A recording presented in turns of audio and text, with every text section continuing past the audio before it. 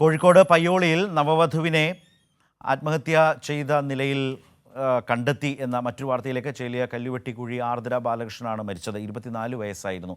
വിവരങ്ങളുമായി ഇപ്പോൾ മേഘയാണ് ചേരുന്നത്. മേഘ, ഇതേക്കുറിച്ച്, ഈ ആത്മഹത്യയെക്കുറിച്ച് വരുന്ന കൂടുതൽ വിവരങ്ങൾ എന്തൊക്കെയാണ്? പെൺകുട്ടിയുടെ ബന്ധുക്കൾ ഈ ആത്മഹത്യയെക്കുറിച്ച് ഏതെങ്കിലും തരത്തിൽ മറ്റു വിവരങ്ങൾ, എന്തെങ്കിലും മറ്റു കാര്യങ്ങളോ പരാതികളോ സംശയങ്ങളോ എന്തെങ്കിലും ഒക്കെ പറയുന്നുണ്ടോ? ശരത്ത്, ഇന്നലെ രാത്രിയാണ് പയ്യോളിയിലെ ഭർത്തൃ വീട്ടിൽ ആർദ്രയെ തൂങ്ങി മരിച്ച നിലയിൽ കണ്ടെത്തിയത്. 24 വയസ്സായിരുന്നു. ഫെബ്രുവരി 2-നായിരുന്നു ഇവരുടെ വിവാഹം. പ്രണയ വിവാഹമായിരുന്നു. നിലവിലെ സാഹചര്യം എന്നത് മൃതദേഹം കൊയിലാണ്ടി താലൂക്ക് ആശുപത്രിയിൽ എത്തിച്ച ശേഷം കോഴിക്കോട് മെഡിക്കൽ കോളേജിലേക്ക് മാറ്റിയിട്ടുണ്ട്. നമുക്ക് ബന്ധുക്കളോട് നേരിട്ട് സംസാരിക്കാൻ സാധിച്ചിട്ടില്ല. കാരണം എല്ലാവരും അതിന്റെ ഒരു ദുഃഖത്തിലാണ് ഉള്ളത്. കഴിഞ്ഞ 2 മാസം മുൻപാണ്, ഫെബ്രുവരി 2-നായിരുന്നു വിവാഹം.